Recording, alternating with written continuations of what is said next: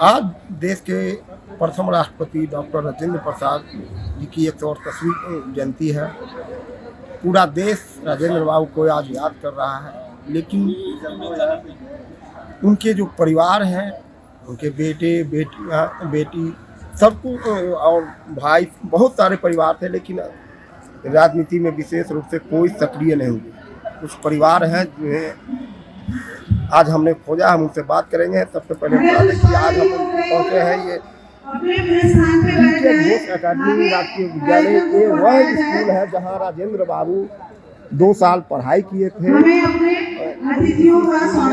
और जिसके कारण यहाँ मूर्ति लगाई गई है। और यहाँ जो है राजेंद्र बाबू के बड़े भाई महेंद्र प्रसाद की पुत्री के पोते हैं मनीष सिन्हा जी, वे हमेशा यहाँ आते हैं और राजेंद्र बाबू को याद करते हैं। हम सर, तो उनका परिवार तो बहुत एक्टिव नहीं रहा है, कोई चाहे बेटा हो या बेटी हो, क्या कारण है?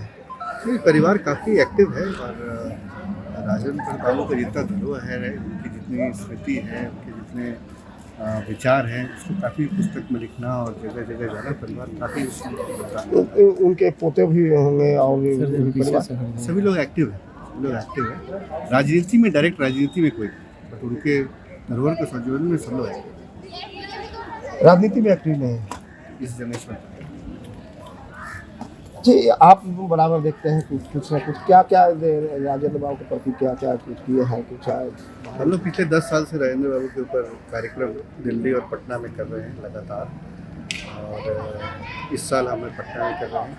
और इस साल जो हमारे कार्यक्रम में 3 दिवस का है, कल हम लोग जीरादेई गए थे और जीरादेई में हम लोग माल्यार्पण किए थे राजेंद्र बाबू के स्मृति भवन में, और आज और वहाँ एक जनसभा हुई थी, वहाँ पर 100-200 लोग आए थे और उनको सबको हम लोगों ने इन्वाइट किया। आज स्कूल में हम लोग कर रहे हैं जहाँ राजेंद्र बाबू पढ़े थे, और उनके बड़े भाई महेंद्र बाबू भी यहाँ पढ़ाई किए थे। और कल और यहाँ हम लोग कुछ 10 स्टूडेंट को हम लोग अवार्ड भी देंगे। और कल हमारा जो है देश रत्न कॉन्क्लेव, जो सबसे मेगा इवेंट है, कल का है, ज्ञान भवन में है, जिसमें हज़ारों लोग पूरे बिहार से और बिहार के बाहर से, दिल्ली से, दुबई से सब लोग आ रहे हैं इस कार्यक्रम में। केंद्रीय मंत्री हैं इस कार्यक्रम में, बॉलीवुड के लोग हैं। और तो इस कार्यक्रम में कल काफ़ी चर्चा हुई कि राजेंद्र बाबू का जो जीवनी था और जो उपदेश था, जो जिस तरह का बिहार चाहते थे और राष्ट्र चाहते थे, क्या वो राष्ट्र बना या नहीं बना, इसके ऊपर काफ़ी बड़ी चर्चा हुई। देखिए, एक बड़ी बात है कि राजेंद्र बाबू पूरे देश का धरोहर है। क्या कुछ मांगे कि राजेंद्र बाबू को ऐसा कुछ हो, कुछ अलग पहचान बने, क्योंकि बिहार से जो हाँ, बिहार से हैं और हर एक बिहारी के लिए बहुत गर्व की बात है। 12 करोड़ बिहारी, पर कहीं ना कहीं ऐसा लगता है जैसे राजेंद्र बाबू को देश भूल गया है। उसके लिए हम लोग काम कर रहे हैं कि वापस उनको वापस क्या होना चाहिए।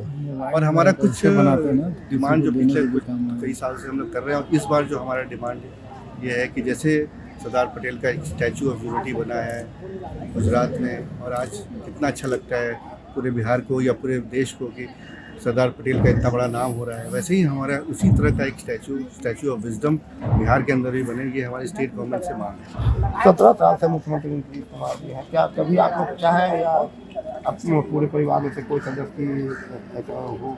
हम लोग तो बराबर पिछले 10 साल से, जैसे बताया, हम लोग कार्यक्रम कर रहे हैं और हम लोग बराबर मांग भी कर रहे हैं कि उनके स्टैचू बनना चाहिए। लेकिन एक अब जैसा लगता है जैसे उनके इस विचार का समाजीकरण हो रहा है, और अब ऐसा लगता है कि एक मतलब रोशनी दिख रहा है, कहीं ना कहीं ये काम होगा।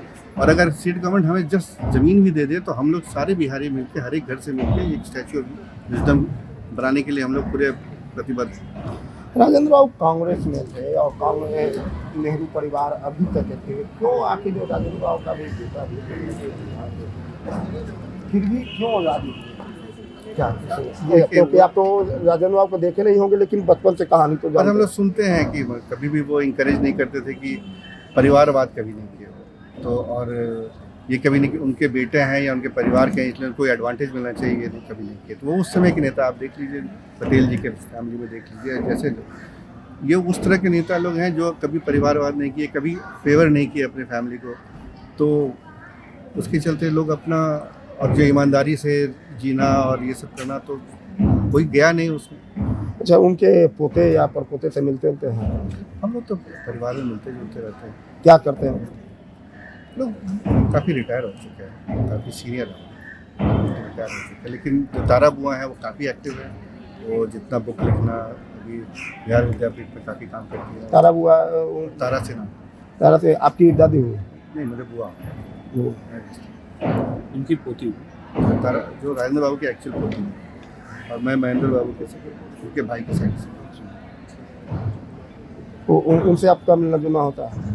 मतलब कुछ कहानी बताती हैं कि राजेंद्र बाबू का भाव विचार कि आखिर जो राजनीति बदलते रहे 1963 में उनकी मृत्यु हुई है, तो 13 साल वो देखे होंगे। हालांकि उनकी बुआ भी देखी होंगी अपने दादाजी को।